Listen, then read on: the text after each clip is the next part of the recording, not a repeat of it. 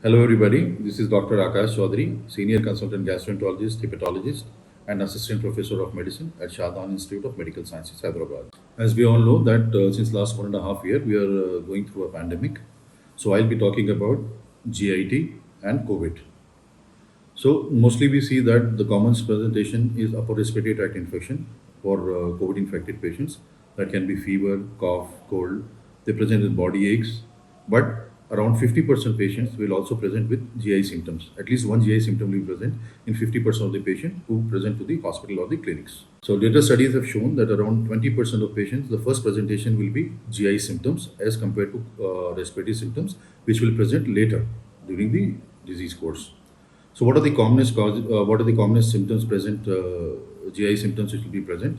The most important is anosmia, that is loss of smell, will be there in around 15 to 20% patients.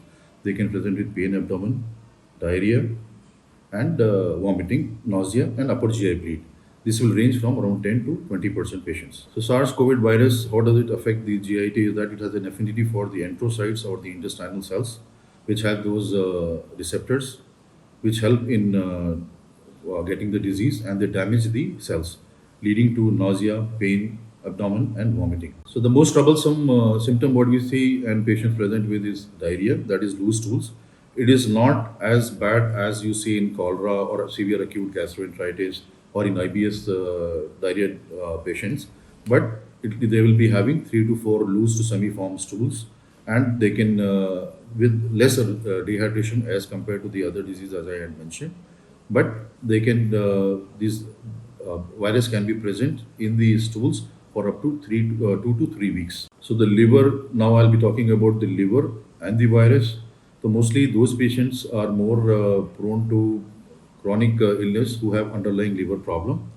But per se, as a virus and the treatment, it can cause cholestatic jaundice, that is intrahepatic jaundice will be there, and the patient can present with raised bilirubin levels, increase in transaminases, that is SGOT, SGPT, and they can present with itching and pain abdomen. How does it affect the upper GI? They can present with upper GI bleed. So what can be the causes? It can be a flare-up of the duodenal ulcers. It can be esophagitis, that is inflammation of the esophagus, that is the food pipe.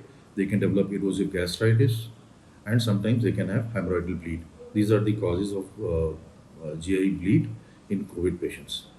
One more mention I would like to talk about patients with inflammatory bowel disease, which is called as IBD, which includes ulcerative colitis and Crohn's disease.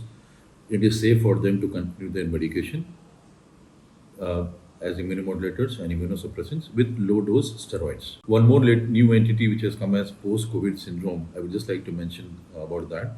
That is seen that many patients who present to the hospital with upper respiratory infections, they do not have any GI symptoms. But once they are discharged from the hospital after a month after the severe COVID infection, once they are discharged and they go home, within 90 days, 60 to 90 days, they can develop GI symptoms, which are like reflux symptoms, difficulty in swallowing. They can have pain abdomen and GI bleeds and cholestatic jaundice. So this is post-COVID syndrome. That is patients who did not present initially with any upper GI symptom, but after discharge, within 60 to 90 days from discharge, they develop these symptoms. I would like to mention about when do you need to get an endoscopy or a colonoscopy done. So normally in a situation of pandemic, since it is spread by droplets, we avoid doing routine endoscopy and colonoscopic procedures. But those patients who present with difficulty in swallowing, with a blocked food bolus or a foreign body ingestion, or with an upper GI bleed, severe pain abdomen, and no other cause is found, that is the situation where we, in emergency, we do an upper GI and a colonoscopy, because it prevents the risk to the endoscopy staff as well as the doctor performing the endoscopic procedure. So please do not get routine endoscopies done for your acidity and mild reflux diseases, but it is only for those who are critical, and as I had mentioned these conditions, then only the endoscopy should be performed. So how do we manage post-COVID syndromes? You have to have a very good balanced diet. You should have a lot of fruits and vegetables. You should avoid oily and spicy food. You should keep yourself well hydrated. You can take pre and probiotics, which is a good bacteria. And in case if your symptoms do not if your symptoms persist Even after taking these medicines, that is, you have upper GI bleed, or you have blood in motions, or severe pain abdomen, vomiting, which is not improving by home remedies and the medications you have taken, kindly consult your gastroenterologist. Regarding vaccination, everybody who does not have allergy should go in for vaccination after consulting your physician. And especially for CLD patients, that is chronic liver disease patients, if your PT-INR and your platelets are normal, please consult your doctor and go ahead for vaccination. It is safe. As similarly in IBD patients, please go for vaccination. Take care, stay healthy. Thank you.